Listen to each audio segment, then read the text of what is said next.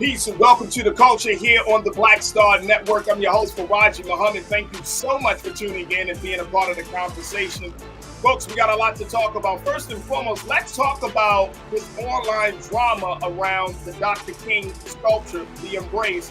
How so many people are so critical about this sculpture that it's supposed to be dedicated to the movement for love. I'm going to share with you what one of Dr. King's family members has to say, and he doesn't mince his words. We're going to talk about that. Also, we're talking about holistic healing for the hood. We're going to talk to how one psychologist and counselor is doing her work to make sure that Black people get the necessary mental health services that we deserve. We'll talk a little bit about that. Also, today is National Day of Racial Justice. This is coming from the CEO of the W. Kellogg Foundation, and I'm going to share with you the details about it. And y'all tell me how we can start to work together for racial justice. And then later on, we're going to talk about the anti-white supremacy bill that Sheila Jackson Lee has put forth to Congress. How far will it go? We'll have to see.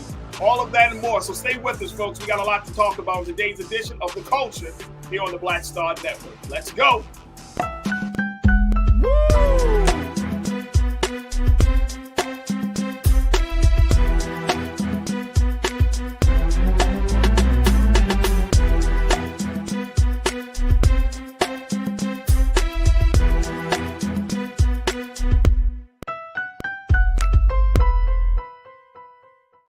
All right, folks, welcome to the culture here on the Black Star Network. I'm your host, Farajii Muhammad. Thank you so much for tuning in and being a part of the conversation. Big shout out to my online culture crew.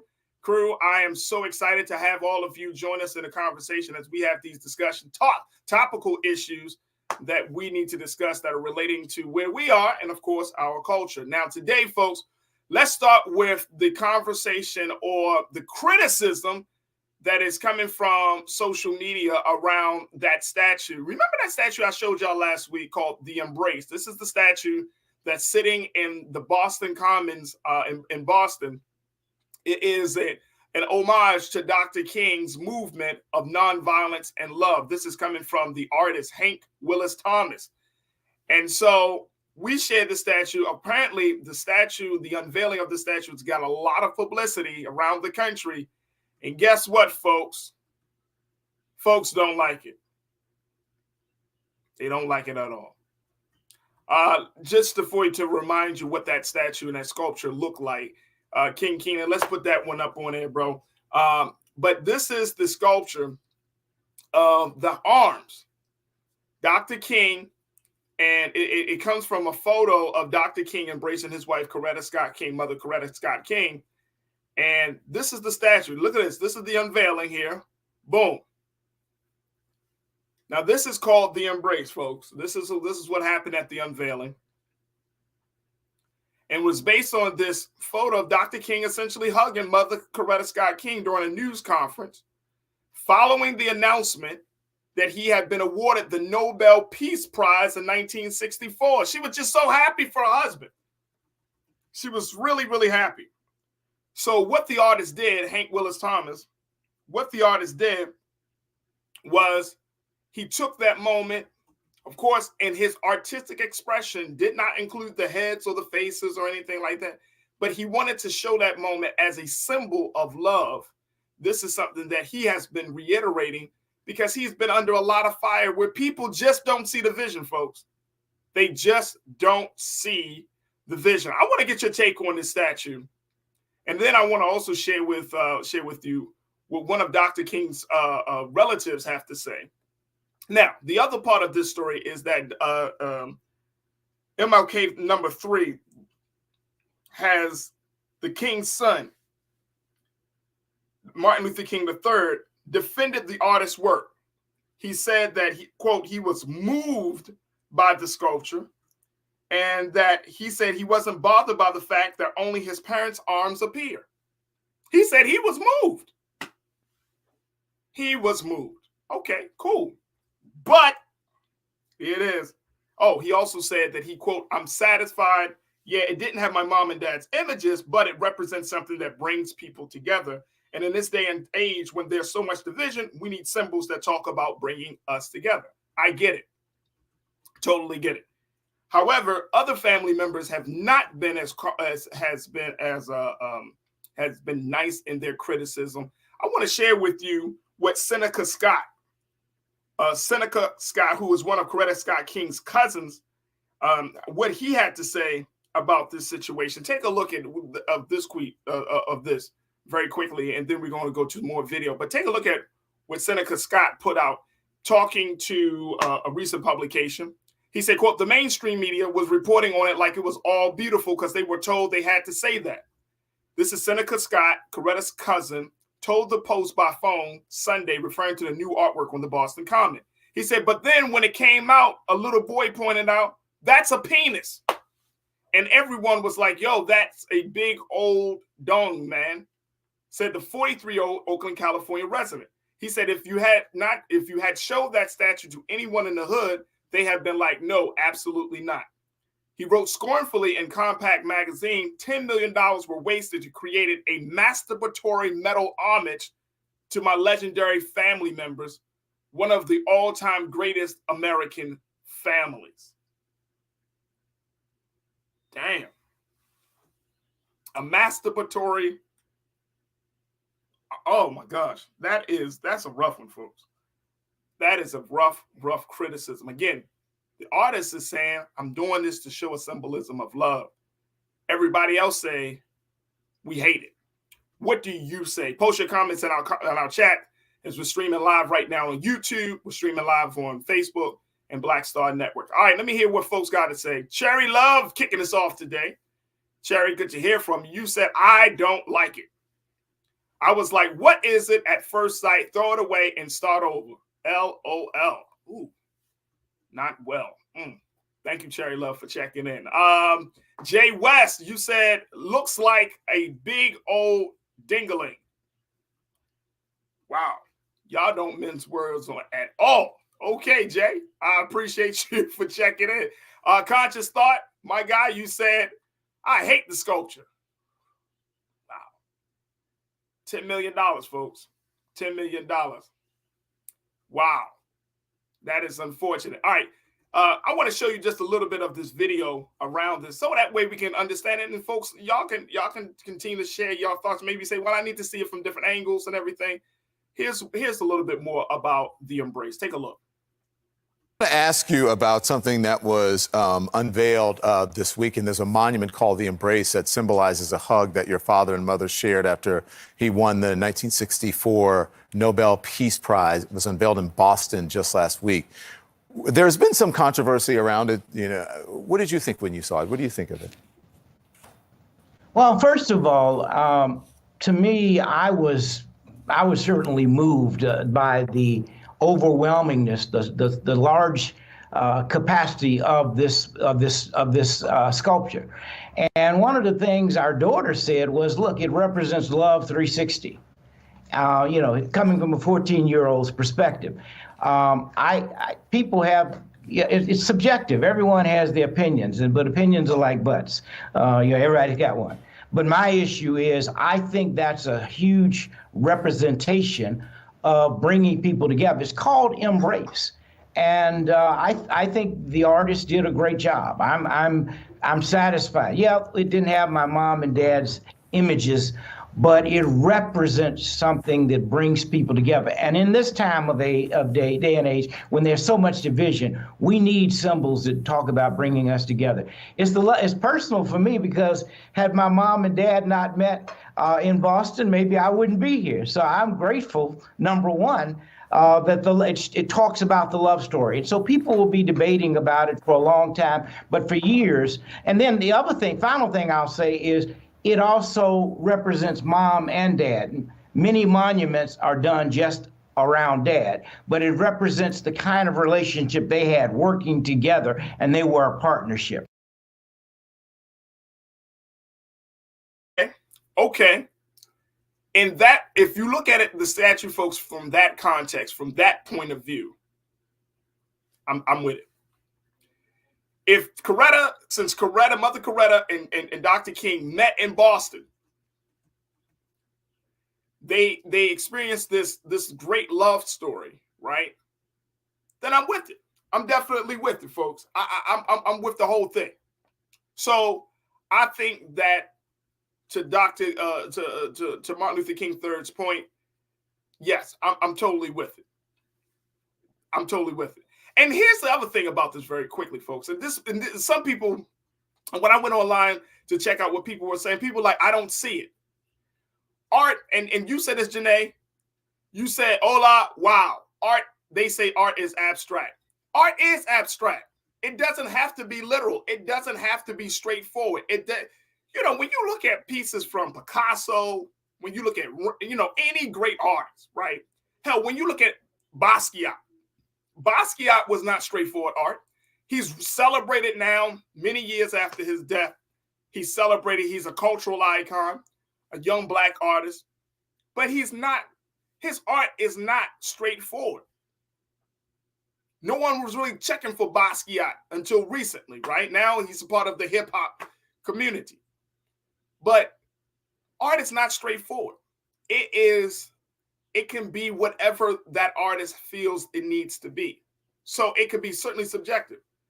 So I mean, to that point, of course, Nira is an artist. I know other artists. Folks, art can come through and be expressed in so many different ways. It doesn't have to be straightforward. It doesn't have to be straightforward. Now, your interpretation of what it looks like, that means you just maybe you just need to shift your interpretation a little bit. All right, I might be wrong with this. I might be wrong. All right, let me get a couple of more comments before we take our next pause. Make sure y'all join us in the chat right now, folks, as we're streaming live on YouTube and Facebook. What's your take around this statue? Seneca Scott, Mother Coretta Scott King's cousin, very, very critical, calling it, what do you say? $10 million were wasted to create a masturbatory metal homage to my legendary family members.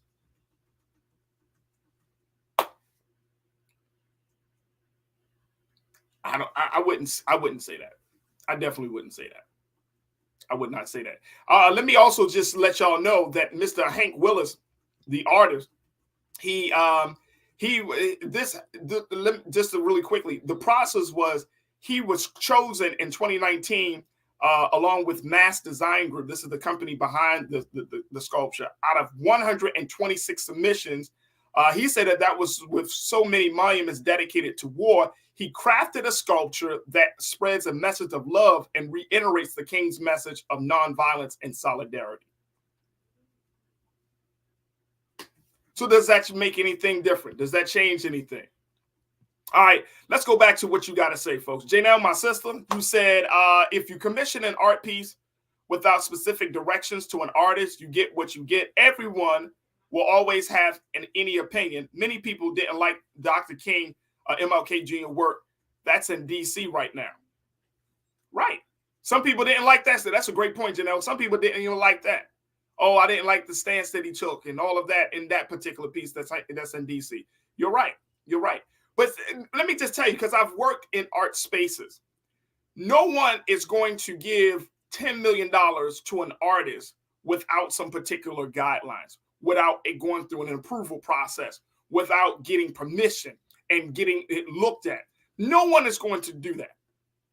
Masters, if somebody's giving $10 million to an artist and an art company to do a work, there are going to be parameters. There are going to be things put in place to ensure that the piece that comes out of that process fits guidelines. Everybody is on board with it. Everybody approve it. This is $10 million, folks, in the middle of a major park in Boston. This is not like some side thing. This is not like a graffiti piece of work. This is a $10 million art piece. So let's not think that this didn't go through a number of different processes. And I think it's easy. Like you said, it's people's art. Fine, you don't get it, you don't get it. But I wouldn't completely say it's a piece of trash. Because once you understand, once somebody does say, hey, these are arms folding in an embrace to show love, I think we can all see that. We got to take a quick pause. Look, I'm going to take a quick pause. When we come back, we're going to have a little bit more conversation, get more thoughts on this, and then we're going to shift gears and talk about holistic healing for the hood. Stay with us. We got a lot to talk about in today's edition of The Culture here on the Black Star Network.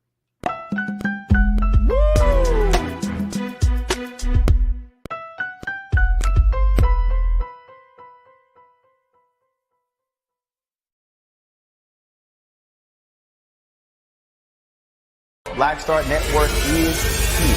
Oh, no punch! I'm real revolutionary right now. Thank you for being the voice of Black America. All momentum we have now, we have to keep this going. The video looks phenomenal. See, there's a difference between Black Star Network and black-owned media and something like CNN. You can't be black-owned media and be scared. It's time to be smart. Bring your eyeballs home. You dig?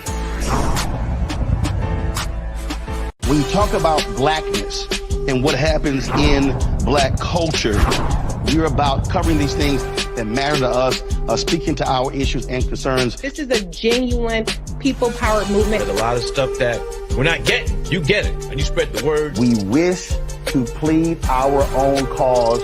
Too long have others spoken for us. We cannot tell our own story if we can't pay for it. This is about covering us. Invest in black-owned media. Your dollars matter. We don't have to keep asking them to cover our stuff. So please support us in what we do, folks. We want to hit 2,000 people, $50 this month, raise $100,000. We're behind 100,000, so we want to hit that. Y'all money makes this possible. Check some money orders. Go to P.O. Box 57196, Washington, D.C. 20037-0196. The Cash App is $RM Unfiltered. PayPal is R Martin Unfiltered. Venmo is RM Unfiltered. Zelle is Roland@RolandSMartin.com.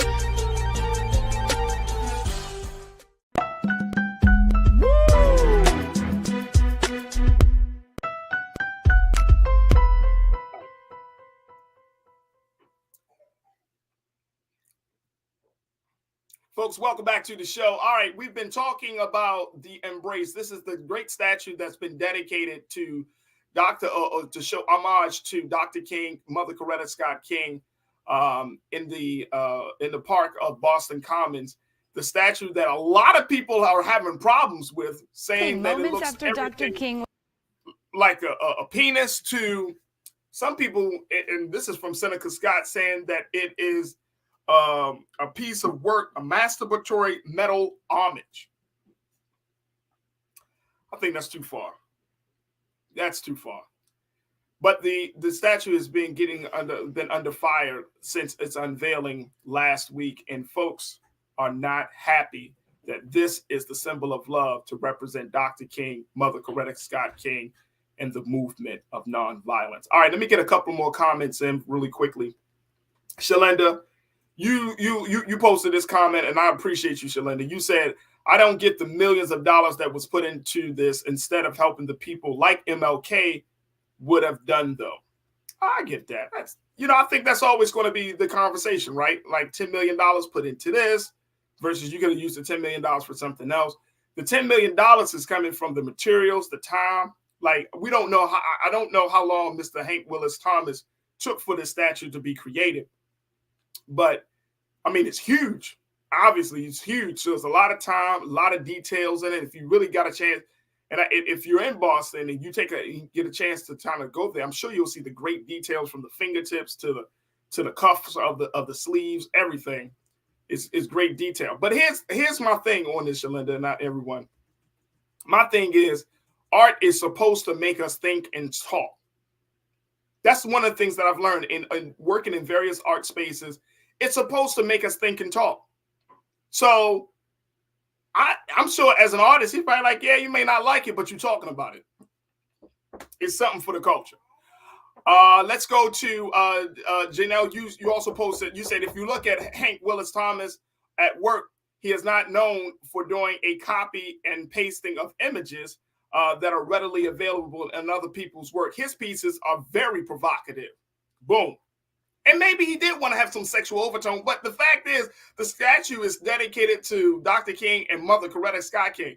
So maybe there is this, like, yes, he could show arms embracing, but maybe he wanted to show some level of love making. I don't know. That could have gone through his head. And to your point, Janelle, like, it could have been like that. And I'm glad you brought it up. Like this, again, there were hundreds of other submissions made for this piece, for this commissioning of art. So apparently somebody thought that this was appropriate. Somebody thought that this was thought-provoking. Somebody thought that this was a symbol of love and nonviolence and that this will get people talking. And it's hard for me to believe that Dr. King's family, now, even though Mother Coretta Scott King's cousin wasn't on board with this idea or didn't, quote unquote, approve this, MLK number 3 saw it and said, okay, yeah, let's go for it. I'm sure there's no way in the world you can have a commissioned art piece of this magnitude and no one from the immediate family did not see it before it was built and installed. It's no way in the world that could have happened. No way in the world. So he may not come out and say it, folks, but he probably approved it. I'm just saying. Real Brooklyn. Now, I don't know what you mean by this, Real Brooklyn. You said Farajii. It's Boston. Enough said, bro. What you mean? I'm saying, bro, I don't, what does that mean? That it's Boston. That maybe, hey, I don't know. Maybe you can hit me up and let me know. What does that mean? But I appreciate you, Real Brooklyn. Ming Lee. Sis, you said a head would have been nice. Again, this is art, folks. This is art. How many of us have ever seen Andy Warhol's painting of the Campbell soup can?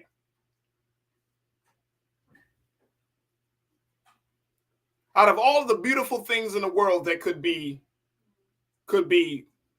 you know, made that you can do artwork around, sunsets, flowers, all the beautiful things, mountains, people, all of the things. Andy Warhol made millions off of doing an art piece around Campbell soup. Art is subjective and it's up to the artist. Thank you so much, Ming Lee. Good to hear from you. Tiana, you checked in and you said you can't please everybody. Absolutely not. Hey, look, man, look, I'm sure Hank been doing this for a while. He understands that, look, I'm not going to be able to appease to all of these folks. It's Dr. K. People have done movies about this man, stage shows about this man, and most importantly, they have, written books about this man. It does not always meet the expectation nor the approval of those of us who read these stories, watch these movies. It doesn't always meet the, come on. I've seen movies about Dr. King that I thought were terrible, right? But that's the artist's work. That is the artist's work. So I can't be upset that somebody takes something like this and manifests it the way and express it the way that this artist has done. I can't be upset. And I'm not gonna just crap on this man's work, because at the end of the day, he wanted to create something that brings about love. And love looks different to a lot of different people, folks. An embrace is a great symbol of love, a close hug, you know? Now, if your mind goes into the gutter and deals with, oh my gosh, this looks like this and look like that, maybe you should check your own thinking before you just impose that on somebody else or impose that on the work of somebody else. Maybe you should check yourself and say, well, why do I think like this?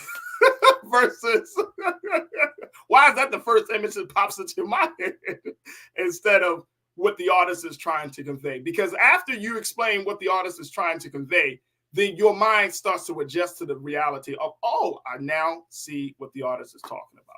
All right, folks, we got to take another pause. When we come forward, let's shift gears. Let's talk about holistic healing for the hood, why it's important for Black folks to get the mental health services that we need. We're going to be checking in with the CEO, Rachel Johnson, of Holistic Healing for the Hood, and give us some insight on what we can do to keep our minds right. Stay with us. That conversation is up next here on The Culture on the Black Star Network.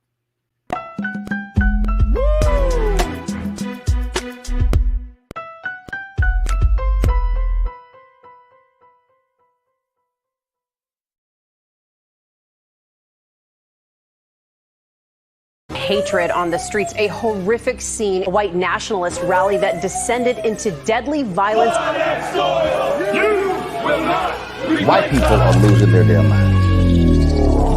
As an angry pro-Trump mob storms the U.S. Capitol, we've seen We're about to see the rise of what I call white minority resistance. We have seen white folks in this country who simply cannot tolerate black folks voting. I think what we're seeing is the inevitable result of violent denial. This is part of American history. Every time that people of color have made progress, whether real or symbolic, there has been what Carol Anderson at Emory University calls white rage as a backlash. This is the rise of the Proud Boys and the Boogaloo Boys. America, there's going to be more of this. Here's all the Proud Boys, guys. This country is getting increasingly racist in its behaviors and its attitudes because of the fear of white people. The fear that they're taking our jobs, they're taking our resources, they're taking our women. This is white fear.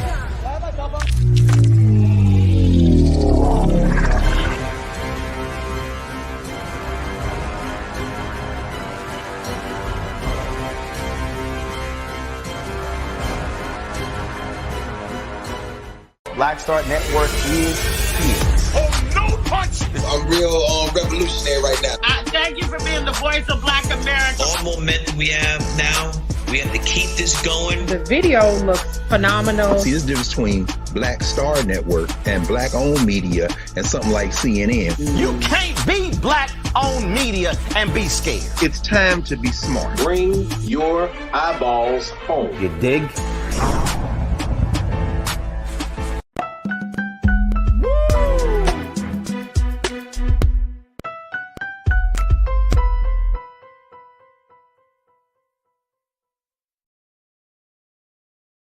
All right, folks, it's time for us now to shift gears from talking about art to talking about mental health and why it's important for us to get the necessary care that we need, especially as Black folks, as we are continuing to undergo great stressors in our experience here in this country, and most importantly, dealing with one another. And so today I wanted to have a conversation about mental health, how one woman is saying that we need mental health services redefined. It needs to be reimagined, especially for those who are living in the hood. So we are happy to have on the airways with us here on The Culture, Rachel Johnson, who serves as the CEO of Holistic Health, for the Hood. Rachel, thank you so much for being with us this afternoon. How are you today? I'm doing well. How are you? I'm good. I am good. All right, Rachel. Let's talk about, first and foremost, your inspiration to even get into this space, because this is not an easy space to be. You're a Black woman. You understand the complexities of being Black in America. But it's one thing to say, yeah, I know what's going on. I understand the dynamics. But it's another thing to kind of take on that great burden, put it on your back and say, I not only just know what's going on, I'm going to do something to change it. What was your inspiration? I think for me, my background is in mental health, social worker and marriage and family therapist. And one thing that was very stark to me during my studies and when I was kind of a baby therapist was that, four therapy walls weren't going to do it for Black folks, right? And so that's not who I was serving. That's not who you see in the wall, in the therapy rooms. And so I knew that the theories and the techniques were all grand and good, but, the folks that were not being taken advantage of the services were not Black folks. And I knew that holistic healing and coming at it in a non-traditional way was how we were going to get folks healing because we need it. Absolutely. And I want to make this sure and I make this correction. It's half hood, half holistic. It is. I'm looking at the website and I get excited because I love the idea of holistic health for the hood. So I'm loving it. So your organization is half hood, half holistic. So let me make sure that, for those who want to get more information, halfhood.halfholistic.com is the website that you can find the work where they do holistic health for the hood. All right, there we go. All right, Rachel. So you saw that there was a need and you decided to step up in the space. And did you foresee certain things like it? What were some of the big challenges that you see that the current mental health system is faced with that we're causing Black folks to not get the necessary quality and care that we need? Yeah, that's a great question. I think, first of all, capacity, right? And so sometimes we talk a lot about everybody on Instagram is talking about going to therapy and Yes. breaking the stigma and all of those things, right? Which is important. And though, right, on the second, like, do y'all have the capacity? Like, what happens when folks do want to go to therapy? Do you have culturally responsive and relevant clinicians? Are there clinicians of color? Do folks know what to do? Because working with trauma is one thing, but working with racial trauma is another thing. And so I think about the capacity is the biggest thing, right? And so in this field, and I think about when you think about therapy, it's really short for psychotherapy, right? Which is a medical model. And if you think about the historical mistrust of medical systems from Black folks, we're not going there, right? And like there's just so much to be unpacked, even just to get into the therapy room. And then when you get into the therapy room, if your insurance accepts them, if you can afford it, you might get a clinician of color that might understand where you're coming from.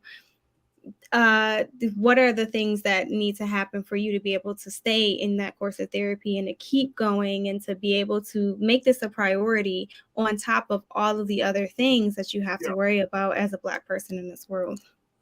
All right, so here's something that Rachel, I'm gonna throw something at you. Yes, because I'm ready. I want to. Are you ready for this? I'm gonna catch it. All right. So here's the thing. Like, I've often hear therapists say that Black folks should go see Black folks for therapy session, right? Obviously, we got qualified therapists like yourself and others who deal with that. But what do you say when some Black folks have said, look, I've gone to Black folks to have that, to try to be supportive, but that Black person or that Black therapist did not actually get to the root of my problem. They stayed more on the identity politics. They stayed more on the racism. Do you recommend that? Look, what's the correct criteria? Should it be based on the color of the person's skin, or really the fact that the person might be a professional in a given area and they have more experience to deal with a problem versus just being Black? Because I'm hearing a lot of different stories and a lot of different interpretations of that. What's your take? That's a great question. I think that it should be not based on color or problem. It should be based on relationship, right? And so I think therapy is a relationship. And so it should be somebody in which you can build a relationship and work things out. It's somebody that you should be able to trust. You should be able to feel comfortable with them. You should be able to tell them, right? Because in all good relationships, there's grace and forgiveness, and then there's accountability and responsibility. I should be able to build a relationship with my therapist to say, I'm not getting what I need. Okay. And also recognizing that you may not get all of your needs met from this relationship. And that's okay too. Right. And so you may have a life coach that may be able to help you work on specific things. You may have a spiritual advisor that may get you what you need to get from a spiritual lens. You may have a financial coach, a physical wellness coach, and you may have a therapist, right? Because you need to have holistic health, right? It needs to be holistic. And so when you're looking for a therapist, think about a relationship, right? Think about the things that you need and want from that relationship. What needs do you have to be met in that relationship, and can that person meet them, right? I'm really big on consultations, and I call it speed dating for therapists. Like, when folks come, if you don't feel comfortable with me, if you don't feel connected with me, that's going to be the end of that, right? And that's okay, because everybody ain't for everyone, right? And it's perfectly okay to find a Black therapist and feel like it's not giving what it's supposed to give, right? I'm not getting what I need from out of this relationship, because that's what happens in life. We don't get what we need out of relationships, and that's okay. And so you would find somebody else, right? But it's really going to be really up to you to figure out, what do you need? What do you value in that relationship or in that therapeutic space? And then you can make that informed decision on who the best provider is for you. Black, white, purple, trauma focused, male focused, whatever their specialties are, that's just going to be what's black and white on the paper. But really, you're going to be able to lead with, does this relationship feel good? Does it feel comfortable? Does it feel safe? So and I'm glad that you pointed that out, because that's a very emotionally mature way to handle things, right? But then the culture also doesn't lend itself to being accommodating if you say that you're a Black person that go to a therapist that's not Black. Our culture is like, oh no, you know what I mean? Versus you're like, yeah, well, my therapist isn't Black. So I know that I've talked to people that have expressed some level of hesitation to say, no, my therapist isn't Black. Like, yes, I'm pro-Black and all that, but my therapist isn't Black.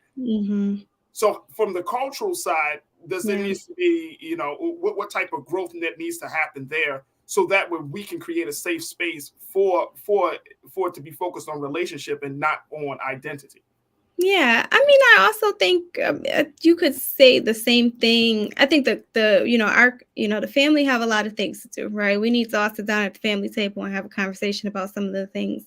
And I think it's about at that point in time, then people are centering their own stuff. Y'all are centering this person is in interacting and having found something that works for them. They're prioritizing their own healing and their own process, and it works for them. And we stepped in and said, but we think X, Y, and Z, right? I'm now centering my stuff in your healing, and that's not fair.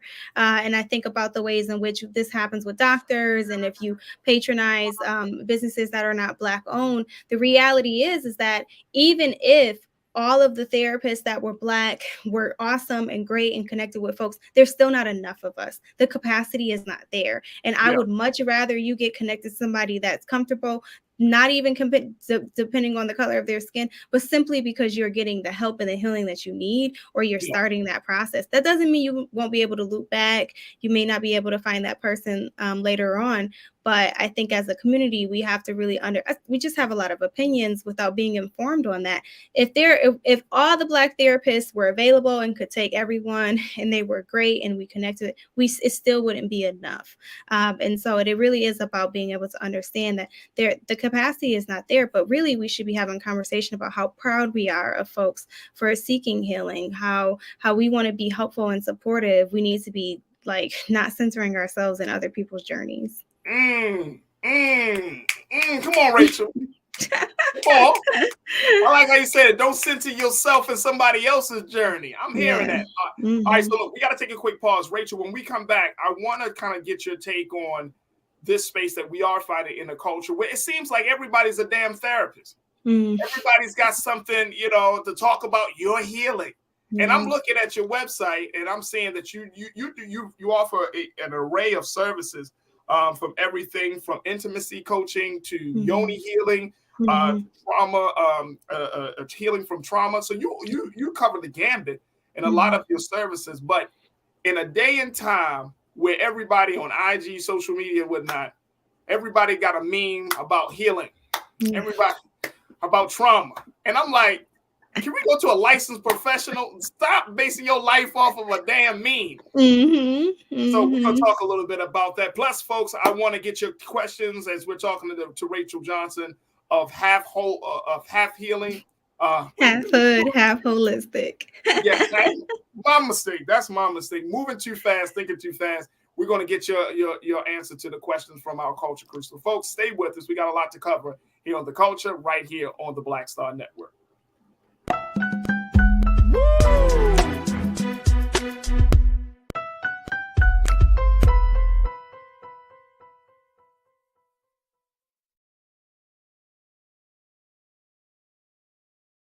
Folks, Black Star Network is here. Oh, no punches! I'm real revolutionary right now. Support this man, Black Media. He makes sure that our stories are told. Thank you for being the voice of Black America, Roland. Stay Black. I love y'all. All momentum we have now, we have to keep this going. The video looks phenomenal. See, there's a difference between Black Star Network and Black-owned media and something like CNN. You can't be Black-owned media and be scared. It's time to be smart. Bring your eyeballs home. You dig? Pull up a chair. Take your seat. The Black Table with me, Dr. Greg Carr, here on the Black Star Network. Every week, we'll take a deeper dive into the world we're living in. Join the conversation only on the Black Star Network. Hi, I'm Dr. Jackie Hood Martin, and I have a question for you. Ever feel as if your life is teetering and the weight and pressure of the world is consistently on your shoulders? Well, let me tell you, living a balanced life isn't easy. Join me each Tuesday on Black Star Network for A Balanced Life with Dr. Jackie. We're all impacted by the culture, whether we know it or not. From politics to music and entertainment, it's a huge part of our lives, and we're going to talk about it every day right here on The Culture with me, Farajii Muhammad, only on the Black Star Network. I'm Deborah Owens, America's Wealth Coach, and my new show, Get Wealthy, focuses on the things that your financial advisor and bank isn't telling you, but you absolutely need to know. So watch Get Wealthy on the Black Star Network.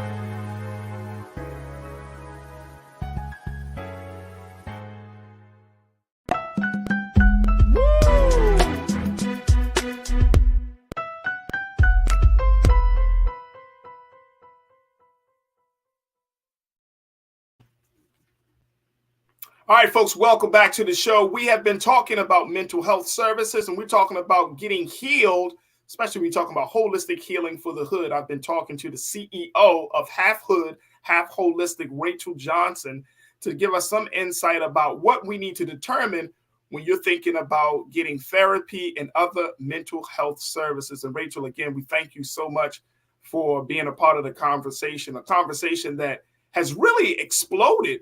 I would say, Rachel, over these past couple of years, there have been more conversation about mental health and healing.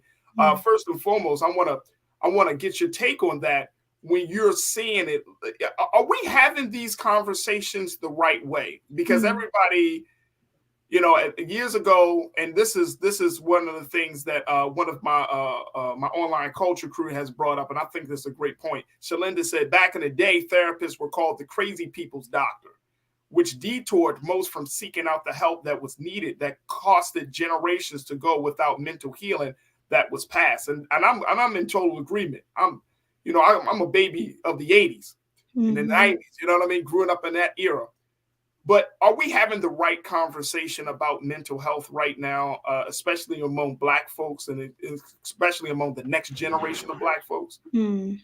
Actually, I think we're starting to have the right I think having a conversation, your last segment was about starting a conversation, right? Being able to, it doesn't matter whether or not people agree with it, at least we're talking about it, right? And I think this is a conversation that we have shied away from at the family dinner table for several years and several generations, right? As previously mentioned, there's a lot of history and context that says we're not going to talk about this, that we're not going to have a conversation about mental health. And I think in this day and age, although folks are still not quite informed, or it is being glossed over with maybe some tweets and some memes, it's a conversation people are having. It's a conversation parents are having. It's a conversation that young people are having. It's a conversation that churches are having. You just see folks, and people are still hesitant because maybe we're not saying the right words, or maybe we're not talking about the right concept. People are still struggling to define mental health. Right. I think we need to start there, but we're having the conversation so that people can be corrected, or you can feel like, okay, well, let me ask this question. And so I think just like every movement, it had to start in this sticky situation. We're all just trying to wade through a water because there was not a path forged around mental health before this. And so we're all trying to figure out, what does that look like and what does that mean for us? We were intentionally left out of the conversation for mental health for several years. And so now that we're having our own, whether it's right or wrong, at least we're having it. So I remember Charlemagne the God, he had he put out a couple of books around his struggles with mental health, right? Yes. And I remember doing an interview with him some couple of years ago, to talk about that book. Then I started to see like more figures, especially within hip hop space, talking about their mental health struggles. We've had a number of Black artists that have talked about this, and I'm wondering, how do we make sure that, and that's why I'm asking, are we having it the right way? Because it seems like we things are moving forward and just bringing it up, but then there is this other space where It's one thing to know that you've been traumatized, but it's another thing to use your trauma as a crutch, right? Like there's no real growth from the trauma that you may have experienced. And I'm seeing that especially between a lot of like, intimate domestic relationships, whether it's male, female, whatnot, that some people have used their trauma as a crutch. So I'm wondering, how do we like make sense of this? How do we make sure that as we're having these conversations and as we might personally be going through some healing process, that this trauma doesn't take on a life of its own where it's used as a crutch or it's just a talking point in the culture?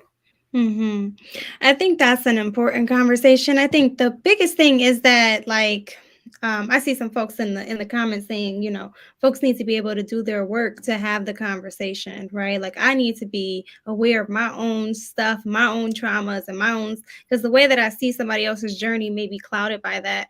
I think it's hard to have a conversation.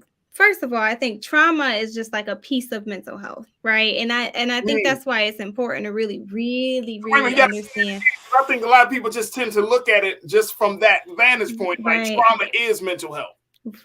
Yeah, that's why I think that the conversation has to be expanded. Like, everybody has mental health, right? That does not mean everybody has trauma, right? Everybody has, just like we have physical health, we all have mental health, right? And you either do things to help your mental health, just like you kind of do things to help your physical health, or you do things not to help your physical health or mental health, right? Like them hot Cheetos you're not supposed to be eating, or the gym you're supposed to be going to, or the water you're supposed to be drinking, right? The same very much happens. The breathing and the meditation and the negative self-talk, those are the things that kind of help or hinder your mental health. And then there are things that you cannot control, right? And so you get in a car accident that hurts your physical health. You have a traumatic situation that hurts your mental health, right? And how you navigate that. Do you then go to physical therapy and work on the things that help your body? Do you then go to mental health therapy, right? And so I think about the ways we really have to be very intentional about the way we have a conversation about mental health, because if we're not all having the same conversation, right? And so, as you eloquently pointed out, some people just think about trauma. And I think for us, as Black people, we have to be very, very, very careful. We pathologize ourselves, right? Like, we have to be very careful about making sure that the Black experience and our conversation about mental health are not just ending and beginning with trauma. There are so many other things that encompass our mental health. And sure, there are some folks that maybe their identity has surrounded trauma, right? Like, we're a community of folks. Black folks are a community of folks where trauma is very much ingrained in our culture and our ways of being. And it's not the only thing, though, right? And so the same thing about mental health. So I think we have to be very clear about defining and piecing out what is mental health and what conversation we're having. So what you see in mainstream media and like rap lyrics and songs is that's what they're processing. Is their trauma. They're talking about trauma, right? And that's what they're talking about. And there is a very real cost to, having that, being not just talking about the trauma, putting it to music. I mean, it's like trauma bonding. Yeah. In a lot of ways, exactly. right? Like culturally, we are in a space of trauma bonding. Like, I'm always going to talk about the trials of my upbringing. I'm going to talk about the wrong stuff of my life. Yeah. So there's a lot of trauma bonding that's happening. But then the other part of it too is to your point, is like everything ain't trauma. Like, I think we need to be clear about what is traumatic versus what's not traumatic. Yes. I think that's important. So for half hood, half holistic, do y'all say, okay, let's start from the beginning. Let's reprogram the conversation. Do y'all have your own definition of what is considered to be trauma or traumatic? Well, the thing about trauma, so this is interesting, because I think there's really, so if you were to define trauma would be a situation in which you've had really emotional, physical, and physiological strong response, right, to something. The thing about trauma, though, like if you were to get into really the nitty gritty, like how in the textbook you can an experience, you can experience a traumatic event and not be traumatized, right? So then not be triggered by that and have PTSD. You can you can hear about a traumatic event and that have a physical have a reaction to that.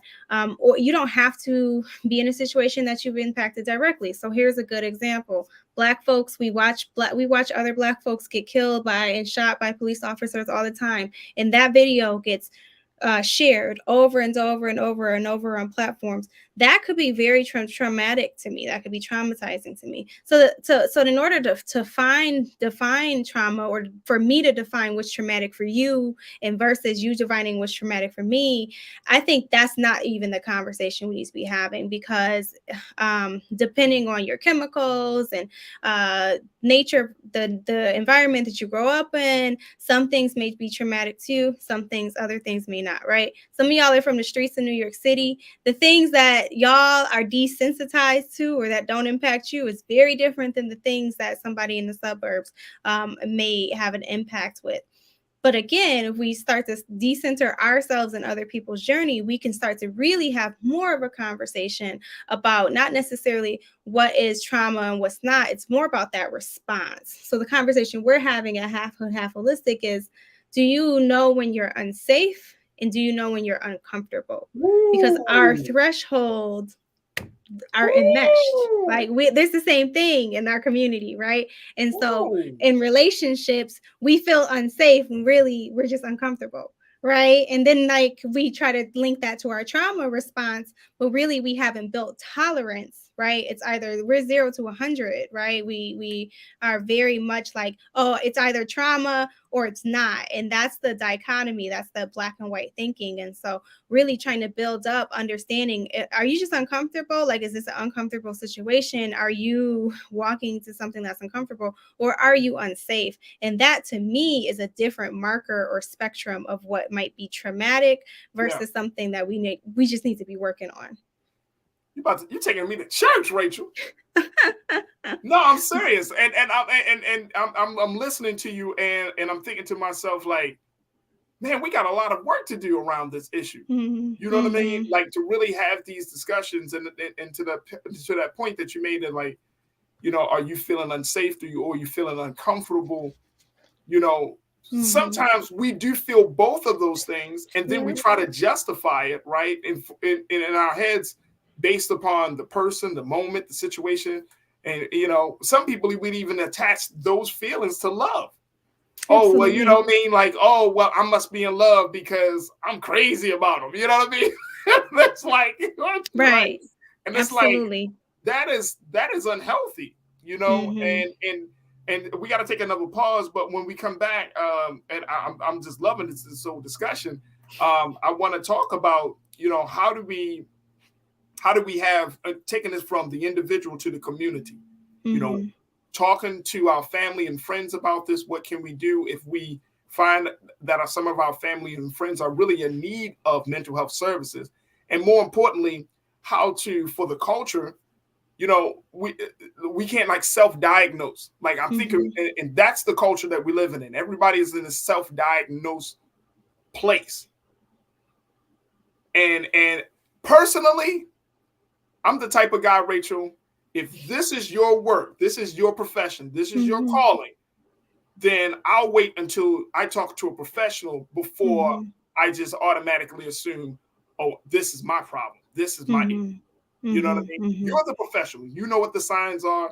You know what the symptoms are. You know what to look for and what not to look for. And I feel like right now, culturally, when it comes to anything from relationships to racial issues, to issues of economic justice, whatever those social issues are, that we just don't know what we're talking about or don't know where to go or how to move forward. So you're going to be the all-knowing guru on this one on the next block, all right?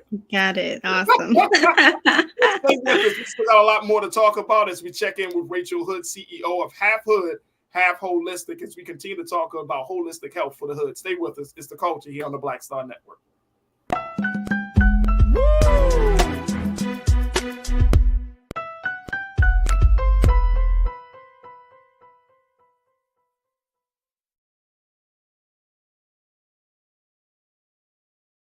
Pull up a chair, take your seat. The Black Tape with me, Dr. Greg Carr, here on the Black Star Network. Every week, we'll take a deeper dive into the world we're living in. Join the conversation only on the Black Star Network. Black Star Network is here. Oh, no punch! I'm real revolutionary right now. Thank you for being the voice of Black America. All momentum we have now, we have to keep this going. The video looks phenomenal. See, there's a difference between Black Star Network and Black-owned media and something like CNN. You can't be Black-owned media and be scared. It's time to be smart. Bring your eyeballs home. You dig?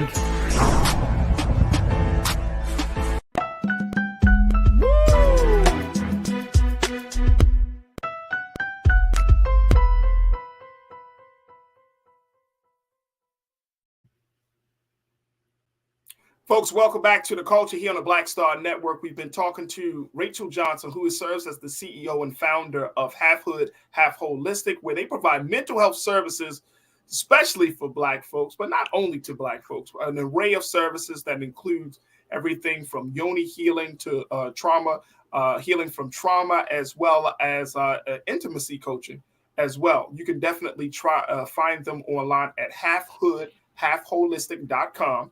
halfhood.halfholistic.com. Look at this, folks. A beautiful website. Holistic healing for the hood. Mm-hmm. Black folks getting back to a safe space within themselves and, of course, with each other as we are having the conversation around the importance of mental health. And Rachel, I am just feeling so much. Like, I have a lot of questions and we have limited time. I know. It's its own segment for sure. So I'm so grateful for your time with us this afternoon. But I want to get to that place where we're talking about taking this thing to the next level with the community. Mm-hmm. Because what I have learned, and I'm sure you probably have been talking to your clients about this, is that, you know, you can take a mental health struggle or a mental health healing journey, mm-hmm. But that journey needs to be supported by those closest to you. And if we find that we have family or friends who aren't supportive of our journey to become whole, to become healed, to become better, it makes the journey even harder. And so I want to kind of get your take on that in terms of, you know, the significance, the importance of the family being there, and how does the family should be there. Mm-hmm. And then we can talk a little bit about how should the community show up, especially when we have these very, very difficult moments on dealing with this. So first, let's talk about the family and friends. These are people who are our closest. Depending on the person that you have in your circle, they may encourage some level of healing, therapy, but suppose you have family and friends who don't, mm-hmm. but you still love them. You still want to ride with them, right? What do we do? Yeah, that's a great question. I think, first of all, I think the more you go on your healing journey, the more you start to see people as humans with their own stuff, right?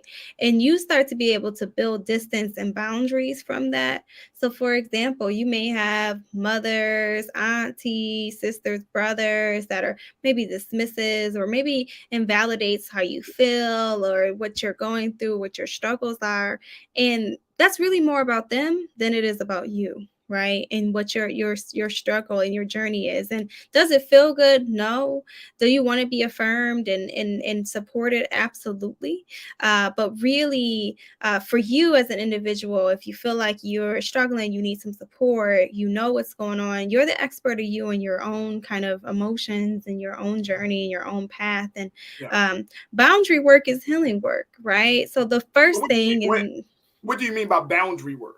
Yes, it's one of the things I always talk to my clients about is setting boundaries and what that needs to look like, right? And how we set boundaries. That's the conversation on Twitter that people are not doing too well. Everybody think we're supposed to cut people off. And that is like not a great way. We are the culture of cutoffs.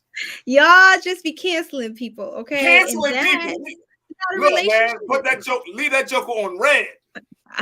Right. Y'all just be the block button is y'all are just too friendly with the block button. Okay. That is not what I'm talking about when I say set boundaries. There are folks, again, if you know what the difference between uncomfortable and being unsafe is, you might be able to create a new action. If I'm being unsafe, maybe I need to cut you off, right? You're being unsafe. You're physically, emotionally being unsafe. That boundary, my boundary then matches that, right? But some of y'all just be in uncomfortable conversations, and it's uncomfortable to have a conversation or disagree with someone, right? Somebody could simply disagree with you and you ready to block them, right? We need to be able to have a conversation that our boundaries, and our boundaries are for us. They protect us. They protect our feelings, what we value. It's not about the other person. We setting boundaries to hurt somebody else. Yeah. We blocking you to hurt you, right? And so when we think about family and friends, those are the people that they can hurt us more, right? Because they're close. The people that are closer to our circle have a much more bigger impact. We can also hurt them more, right? And in your journey, your healing journey, it's going to be really important to decide for yourself who can be in your circle and still have an impact, but needs to maybe just have some distance, right? Because maybe they are harming you by being dismissive or invalidating or not supporting you in your journey. And that's real. Maybe they need to move outside the circle. But those are all of the things that you would really want to be thinking about. I'm sorry, and I'm wondering, and I've often heard this when we've had these conversations, and this is not just for other people. I mean, I'm thinking about myself as well. So because you're about to become my therapist on air. But some people really do have a problem with boundaries, right? Yes. Like trying to establish boundaries, trying to set boundaries, right? You know, and I'm not saying this doesn't happen for men, obviously, but I've heard a lot more women talking about, you know, certain guys coming into their life, certain partners coming into their life, potential partners, and you know, the games that we see from the social media side of things to the text messaging, and just to having that level of access to an individual, to a woman in particular, a Black woman in particular, that could be very challenging for a sister to really set those boundaries, especially if she got her heart with this one partner and the heart next to it, you know. So for a person who's challenged by establishing boundaries, what do you say to that person? I think part of it is understand there's history and context that informs all of that, right? And so how are Black women conditioned to be caregivers? How are Black women conditioned to think about other people before they think about themselves? And then we wonder, oh, why do Black women struggle to set boundaries? Right? We wonder why, you know, I just think about all of those things. And so for that journey, again, it's really like reorienting what you think about boundaries. Boundaries are not bad. Sometimes we don't want to set boundaries because we think they're bad or they're supposed to be no, right? It's like that. It's that 0 to 100. It's either people have 100% access to me or they have no access to me, right? It's like reorienting what we think about boundaries. That doesn't necessarily mean you're cutting people off. I think that's where some of our anxiety comes from. The other thing is that boundaries, again, are for you. They protect what you value and what you believe. Boundaries are the act of alignment, right? And so if I say I want X, Y, and Z, and that I value X, Y, and Z, then boundaries are my aligning with that. Right. And so if I say I want a relationship that's respectful and caring and reciprocal, then my boundary needs to mirror that. Right. That means I can't accept anything less than what I said. It's about me. It ain't got nothing to do with that person. Right. What's your boundaries with yourself? And so when you become very clear about what you value in relationships, what you believe about relationships, what you believe about yourself, right? We do a lot of work around self-love. Then you will be able to implement boundaries better. Sometimes we just set boundaries and don't know why. You can't communicate a boundary if you don't understand why you're setting it. Sometimes we don't know. We just have boundaries. We're not just supposed to have boundaries. Those boundaries are supposed to be tied back to who you are and what you believe. And if you don't know who you are and what you believe, then that's why you will have a hard time setting boundaries. And so again, that exploration, when I say boundary work is healing work, I mean, imagine the flex. When I know who I am and what I believe and what I value, it becomes easy to set boundaries around those things. Absolutely. Johnson's checked in. Johnson's, you say boundaries. This online therapy session is so helpful. Thanks.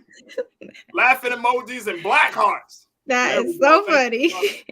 Absolutely. Absolutely. All right. So let's talk a little bit about the community side of things. Like I mentioned earlier, where, you know, we are seeing in our culture where there's the space of self-diagnosis, where people are, you know, they've shared these memes and all of this stuff. And I'm just thinking to myself, like, is this even helpful or is it harmful for us to have conversations about, it could be deep-seated stuff, and try to, you know, capsize it into a social media post, right? Or have a reel about certain things. Like, are we opening ourselves up for all types of, you know, misguidance? I think that's a great question. Professional like yourself.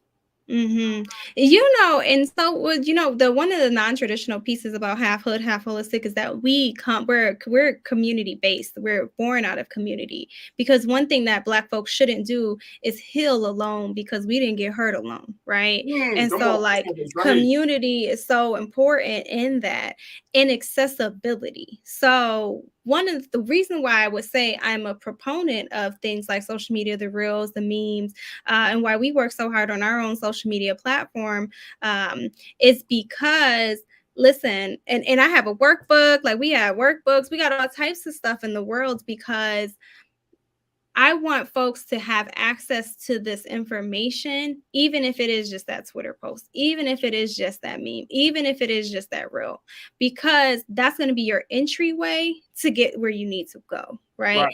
Accessibility is really important, because we can sit here all day and say, go to therapy. But as we just said, finding a therapist, affording a therapist, matching with a therapist that works for us, that stuff's not accessible, right? And so the reality is that that healing can come in many ways, right? Come get the healing, whatever. Our slogan is come for the vibes, stay for the healing, right? Come because it was funny, right? It's a funny meme.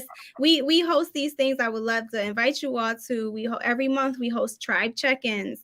First Sunday of every month. It's free, it's no cost, it's virtual. We talk about different topics, and it's literally you don't have to ask who all gonna be there. It's gonna be us, right? It's come for the vibes, stay for the healing, because that you might go through that and say, this is what I need. You might go to this live over here and say, this is what I need. It's those nuggets of information that you can incorporate. You can do a level of self-healing, but it really, I think for us, it's like healing in community. And that, I think, is why social media is so prevalent for folks, is because although you might be reading the tweet by yourself, there's a community. It's the community that feels that, right? Like when you retweet that meme, or when you like that post or whatever, it's like, it's this affirmation that I'm not alone, and that people do understand me, and people do like get me, and that there are words for what I'm thinking or feeling. And are those the correct words? Hey, I don't know who created these words. We can be talking about that all day. But what's important for me is that you have a level of healing that comes out of that. And so I think about community and accessibility is what grounds the work of half hood, half holistic, right? It's saying that you can show up as your whole self, show up as your Cardi B self and your Solange self.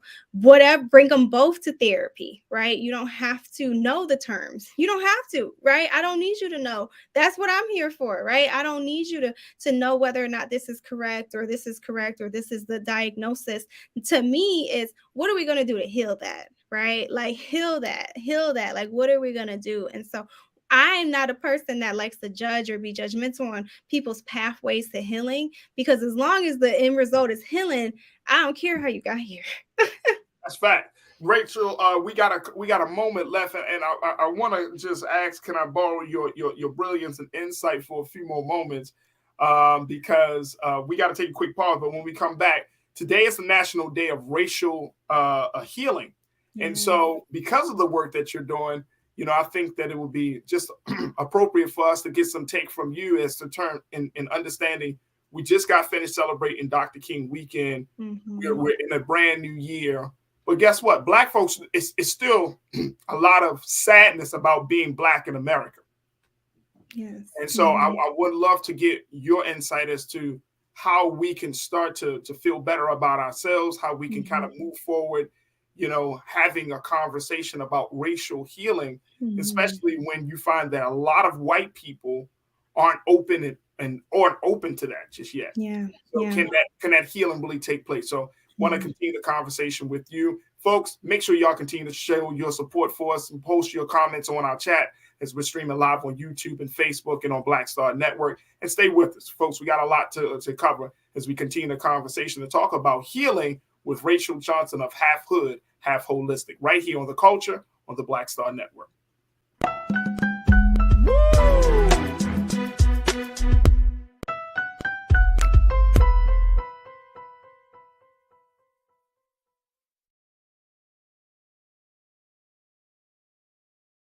I'm Deborah Owens, America's Wealth Coach, and my new show, Get Wealthy, focuses on the things that your financial advisor and bank isn't telling you, but you absolutely need to know. So watch Get Wealthy on the Black Star Network.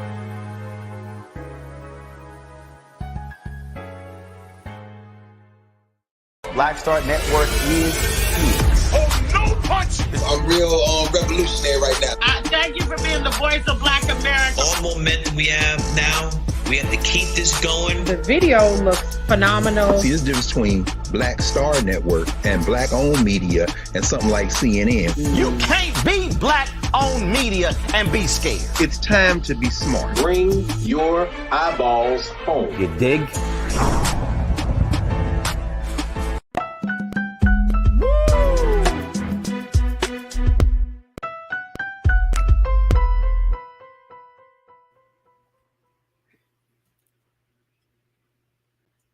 Folks, welcome back to the show. We have been talking to Rachel Johnson, CEO of Half Hood, Half Holistic. So we've been talking about mental health and holistic healing for the hood. And folks, the conversation continues because if you did not know, today is a day that is called or has been termed National Day of Racial Healing. Now, this is National Day of Racial Healing has come out of the W. Kellogg Foundation. The CEO has announced that it happens every day after Dr. King weekend, and today is that day. Take a look at it. I want to share with you what National Day of Racial Healing is all about, according to the Kellogg Foundation. It was created by the W.K. Kellogg Foundation, set to bring people together to allow them to build trusting relationships and bridge divides. Now, according to LaJune Montgomery Tabron, the foundation's president and CEO, she is also the first Black person to lead the storied organization. The Day of Healing takes place on Tuesday, January 17th, one day after Martin Luther King Jr. Day, but it is not the first equitable initiative from the foundation. And I want to bring in back into the frame Rachel Johnson, CEO of Half Hood, Half Holistic. Rachel been giving us some insight, taking me to, I'm laying, I was just laying on the therapist couch. The couch.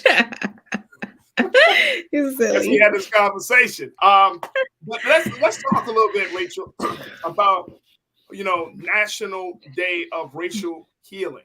Mm-hmm. It's often put for Black folks to go through this kind of healing process, but I don't see a lot of white people in the same space. It's not white people aren't called to the carpet to say, hey, you should be a part of these conversations. It's always, we're the victims of it, right? And by us being the victims of it, it carries a lot. We carry a lot of weight, whether we are talking about that weight subconsciously, spiritually, whether we're talking about it historically, it's kind of running through our DNA. It carries a lot of weight when you're talking about racial healing. So where do we start with this? How do we carry this burden where it doesn't just continue to be a burden for us, but now we can kind of break away from it?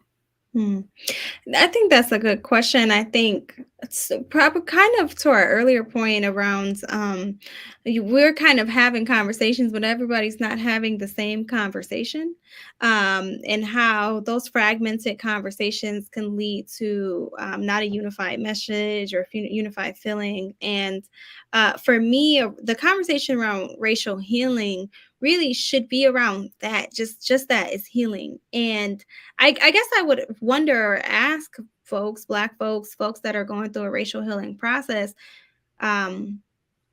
what can you heal without input from your oppressor or your abuser, right? And so like that, I think it's a tricky situation because to me it's very similar to maybe working with a domestic violence victim or somebody that has had a reoccurring ongoing trauma like Black folks have, right? And the question would be, there are two questions that I ask myself because trauma is my background. The first one is, can you heal from something if it's ongoing? And trauma experts would say no, right? And so like I used to work in a domestic violence shelter, and they would say that you can't do healing work or you can't do trauma healing work with someone that is actively being abused.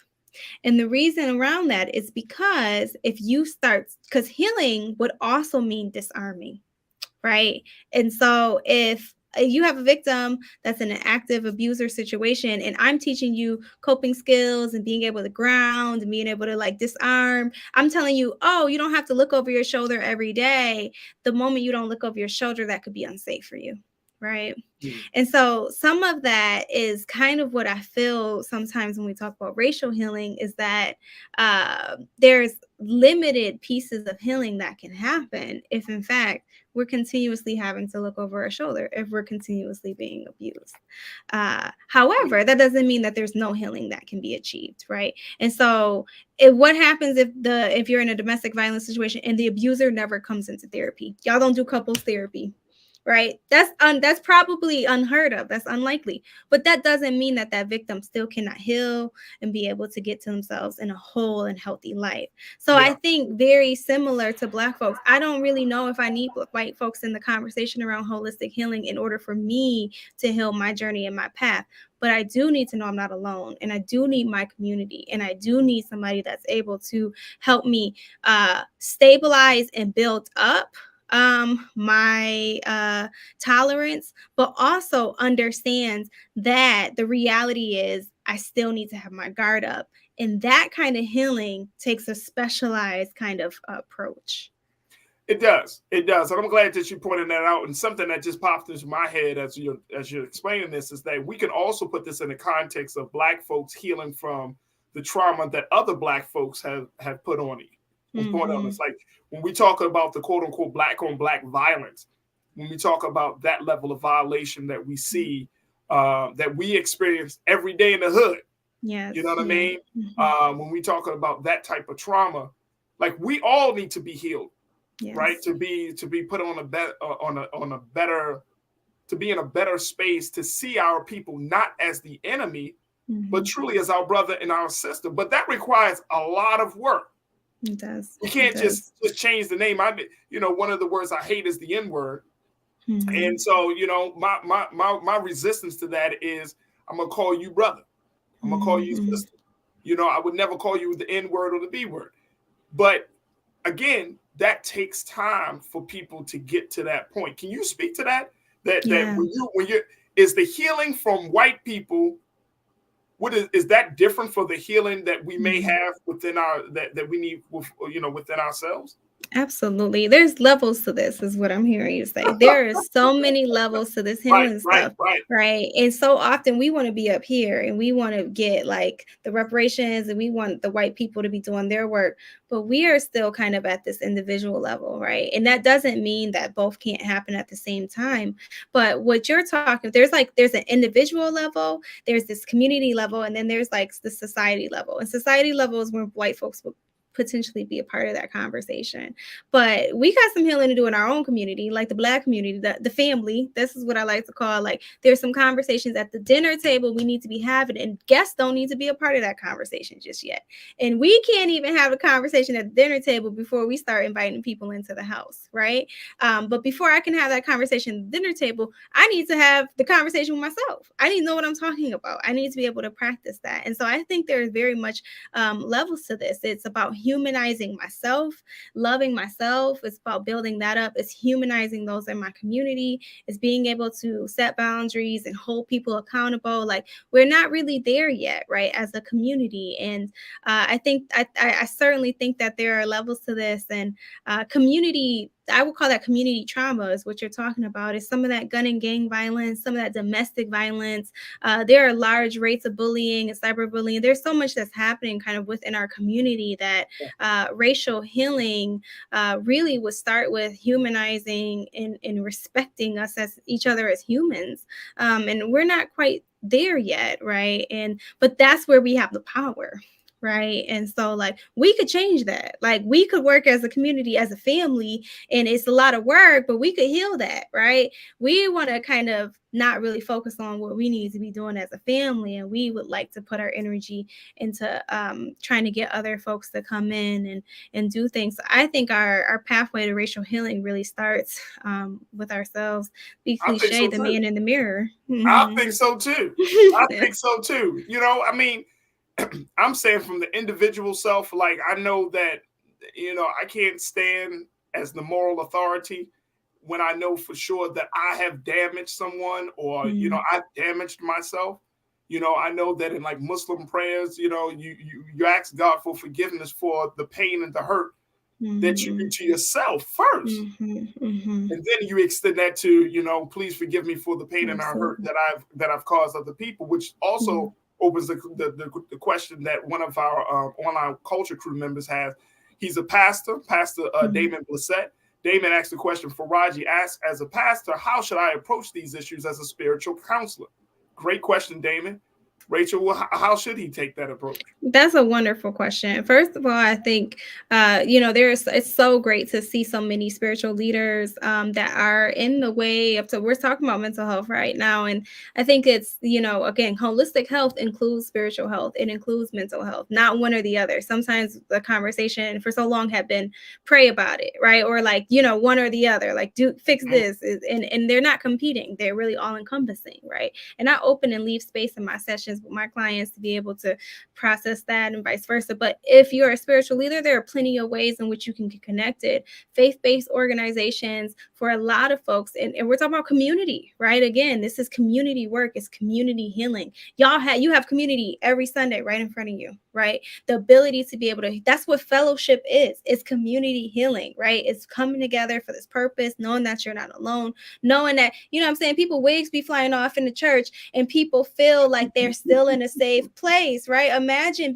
that's vulnerable, right? You know what I'm saying? Imagine you seeing my tracks. That's a place where I'm pretty vulnerable, but there's a level of safety that's been created that I can be my full self, that I can surrender, that I can feel this level of safety, right? And that's all we're trying to achieve in that community. So if you're a faith-based leader, it's being able to recognize what you have and what your position is, and be able to get like education and support. You're not the counselor, you're not the therapist. That's okay, but that doesn't mean you can't have a counselor and therapist on site. That doesn't mean you can't have somebody speaking. We do groups at church. Like if you want to engage, Black men aren't coming to therapy. They're not coming to coping skills one-on-one, but they're coming to that men's group at church, right? And so can one of your men's group sessions be around mental health? We have a mental health first aid curriculum. I'll come to you. I'll come train whoever wants to be trained in mental health first aid to be able to have those conversations, to understand that, have some workshops, some community-based things, a mental health day of action. The more you can talk about it as a leader, as any leader in the Black community, but particularly a spiritual leader, the more folks will gravitate towards that, the more they will feel destigmatized, the more they will feel seen and heard, and the more that you can help your folks be holistic in their healing, right? That doesn't dismiss their spirituality. You work together. There are plenty of, I'm sure you could put out a casting call on Sunday, and there's going to be 3 therapists in the space or somebody that knows a therapist. And so it's just being able to work together. So, and rely very heavily on, there's community centers and community-based organizations and larger national organizations that do work to connect all of the dots. It's just about not being siloed. I think it's really, truly a community-led effort. And as a spiritual leader, you're tasked with just that, being a leader. And leading means that you got to take that step too. You got to be able to walk it to talk it, right? And so I would ask you also, what are your conversations about mental health? How do you talk about it? How do you engage with mental health so that you can lead your community where they need to be? Absolutely, Rachel. Our time together has been very well spent. I'm very I'm taking it all in, sis. Real talk, and I gotta bring you back on as we have more questions about this. But how do people get more information about, half hood, half holistic? How can they find you on social media? And if they just want to take advantage of some of the services, and of course that monthly meetup that you guys host, for that tribe check-in. The tribe check-in, fantastic. yes. So to give us all the details. Absolutely. So my name is Rachel Johnson. I go by Rachel J. You can find us on our website at w.halfhood.halfholistic.com. There's a link there right under that services tab. If you're interested and you just want to set up a consultation, you want to talk through some stuff, you're able to do just that, right? And you can come and chat with me. There's ways you can engage via social media. On Facebook and on Instagram, we're at Half Hood, Half Holistic. Pretty simple. You can engage whatever way that makes sense with you. You can engage through our comments, our likes. We have events. We do social wellness events, retreats, lives. I have a workbook called the Self-Love Workbook for Black women. So there's, again, any way that you can get in. Come for the vibes, stay for the healing. So hopefully you all can connect. You can also send me an email if anybody's interested in furthering the conversation, trainings, having me speak, and any other engagements. halfhood.halfholistic@gmail.com. And we're pretty responsive. And so thank you to my team, and thank you for you all for having me today. Absolutely. This ain't gonna be the last time, Rachel. Stop Yes. acting like we'll never I see know. you again. Next time it's gonna be me, you, and Charlemagne, because don't think I forgot about that. Oh, let's do it. Let's do it. Rachel, thank you so much, and thank you for the great work that you're doing. Half Hood, Half Holistic, folks. Make sure y'all check out the website at halfhood.halfholistic.com. And most importantly, Rachel, thank you for doing your part to make the culture great and to be healed and whole. I mean, seriously. Thank you. I appreciate you. Folks, we got to take a quick pause. When we come forward, more conversation. Stay with us. It's The Culture here on the Black Star Network.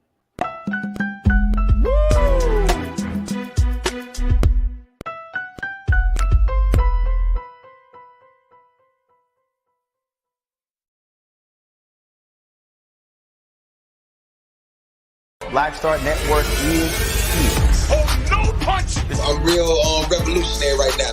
Thank you for being the voice of Black America. All momentum we have now, we have to keep this going. The video looks phenomenal. See, there's a difference between Black Star Network and black-owned media and something like CNN. You can't be black-owned media and be scared. It's time to be smart. Bring your eyeballs home. You dig? When you talk about blackness and what happens in black culture, you're about covering these things that matter to us, speaking to our issues and concerns. This is a genuine people-powered movement. There's a lot of stuff that we're not getting. You get it, and you spread the word. We wish to plead our own cause. Too long have others spoken for us. We cannot tell our own story if we can't pay for it. This is about covering us. Invest in black-owned media. Your dollars matter. We don't have to keep asking them to cover our stuff. So please support us in what we do, folks. We want to hit 2,000 people, $50 this month, raise $100,000. We're behind 100,000, so we want to hit that. Y'all money makes this possible. Check some money orders. Go to P.O. Box 57196, Washington, D.C. 20037-0196. The Cash App is $RM Unfiltered. PayPal is R Martin Unfiltered. Venmo is RM Unfiltered. Zelle is Roland at RolandSMartin.com.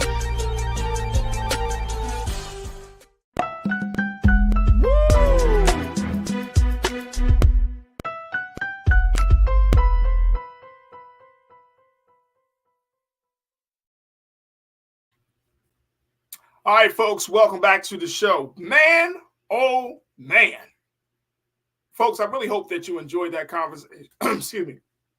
I really hope that you enjoyed that conversation that we had with Rachel Johnson, CEO of Half Hood, Half Holistic. Man, oh man. I'm telling you, folks, I'm going to bring my sister back so we can continue the conversations about mental health services. And we got a few moments left. And I wanted to kind of get any additional feedback about this, because, just spending a little extra time on this piece, especially around this conversation around racial healing. There is so much that needs to be said about this piece, right? And one of the big things that I think that we should look at, and I know that there's a couple of you, and I saw, some questions that we didn't get a chance to pose to Rachel, but Ming Lee, I know you brought up a couple of comments about, police killings. How do we heal from that? The knowledge that the oppressor doesn't, when the oppressor doesn't heal with you, and doesn't acknowledge the damage that he or she may have caused you, how do you heal from that? These are very big questions, very big questions. And this is why I think it's important for us to have an even more in-depth conversation about mental health and wellness, especially for Black folks. And we celebrated Dr. King weekend just this past weekend, and all of those things that Dr. King put out there for us to consider should be thought of as the start for this country to get into a better healing space. But you gotta want it. You really, really have to want to be healed.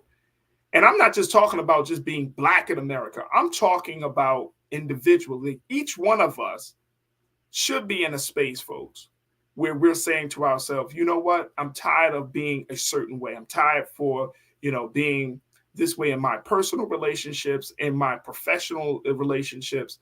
I want to be healed. And I know for me personally, I've gone through some things that, that have shaken me to the core of who I am. But at some point, you got to say enough is enough. You got to say enough is enough. Like, I want to get into a better space. I want to be healed. I want to be whole again. And so, I think it's important that we understand that the conversation around racial healing, I'm not worried about white people. I'm worried about us. At this point, I'm worried about how we relate to one another, because we see each other each and every day. Our children go to school with each other. Our communities are rooted in our connectedness that we have with one another. And we are part of that inextricable link, that chain. And we are links in this chain where we can't run away from who we are and the experience that we have had. So I am truly, truly thankful to Rachel, the work that Half Hood, Half Holistic is doing to reimagine the conversation and the work, the effort to make sure that we get into a better place, because we need it, folks. We absolutely need it. All right, let me just share this very quickly for a trending topic. And if you did not know, as we close out today's show, so this is award season. And here on The Culture, we always like to take moments to highlight the big awards and really the artists that are just so amazing for the culture. So we've certainly talked about the Golden Globes with Aunt Angela winning one of the big awards that night. Well, folks, y'all remember the movie The Woman King? Y'all remember that? Y'all know what I'm talking about. The Viola Davis film where she played the warrior leader. The Woman King finally gets the win it deserves, according to the 2023 African American Film Critics Association award ceremony. Yes, folks, the Woman King has shown up. And this is why it's important for us to, when we have these conversations about racial healing, when we have these conversations about how do we make sure that we're seen, we're heard, we just create our own. This is Black Folks 101. How to be Black in America when white systems, white spaces have shun you out. Guess what Black folks do? We open up our own spaces. We celebrate our own selves. So I want to give a big shout out to the 2023 African American Film Critics Association for giving the award to the Woman King. It's a powerful award that they have just bestowed on our sister and to the wonderful cast. Take a look at this, folks. This is also, if you can see, Woman King, Black Panther, Will Smith. This is Black folks, man. This is Black folks.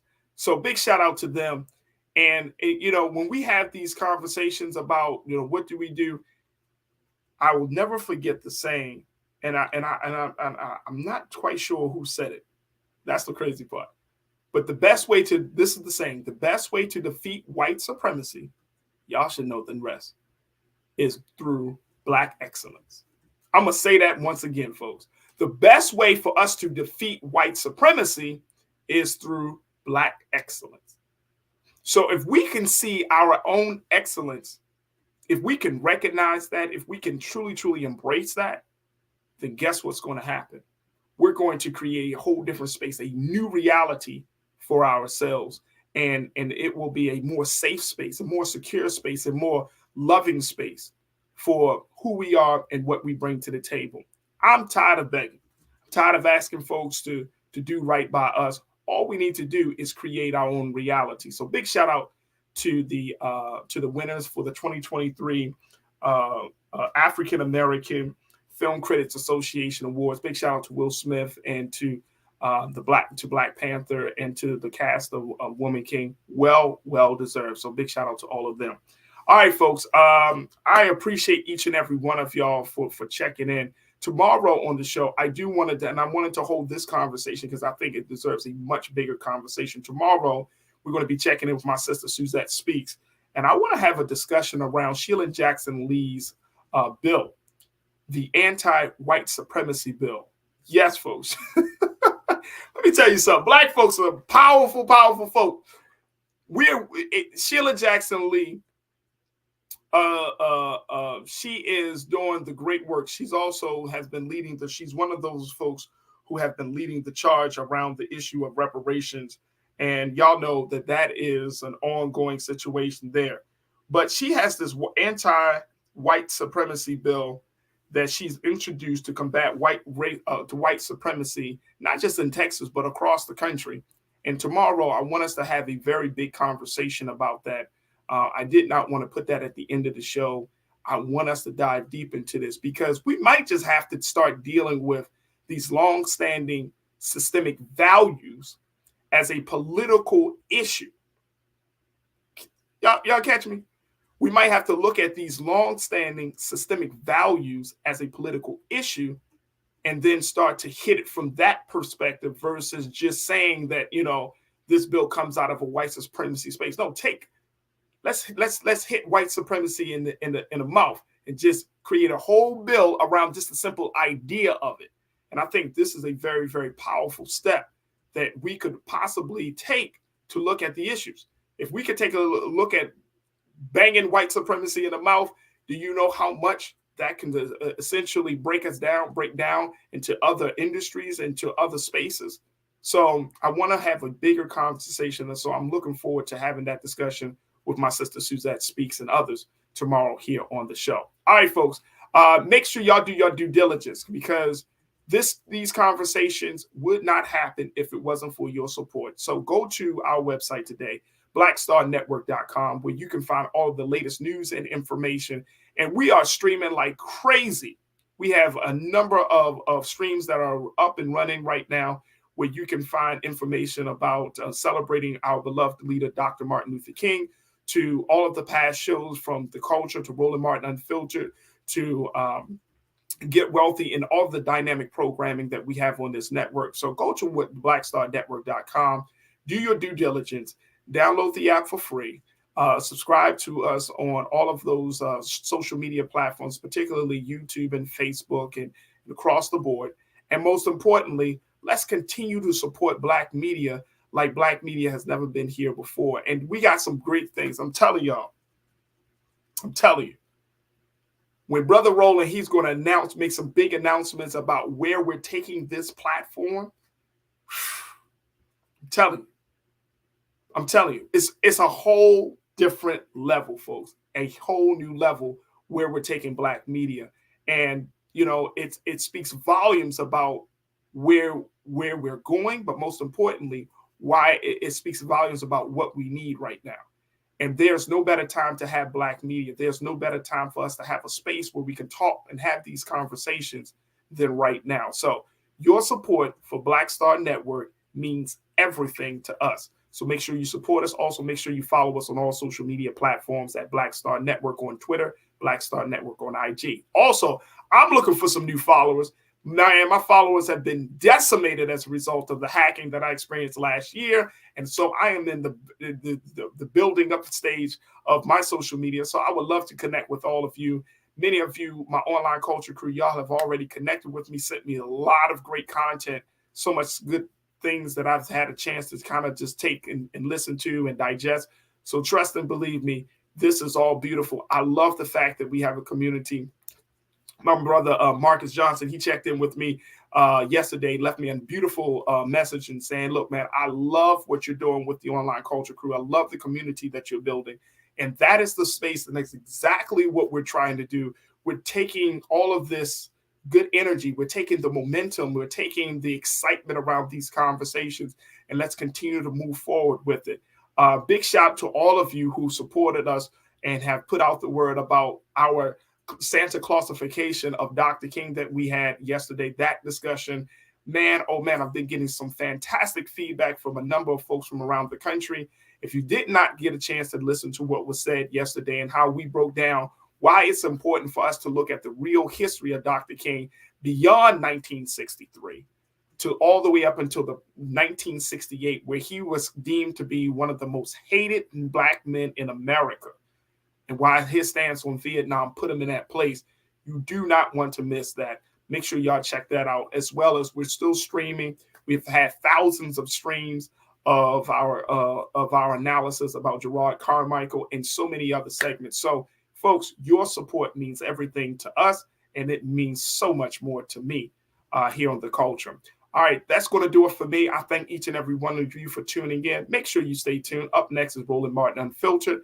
As always, never be afraid to challenge what's wrong. Stand for what's right while being yourself in the process. God willing, we'll talk tomorrow for another exciting edition of The Culture right here on the Black Star Network. Have a great afternoon. Peace.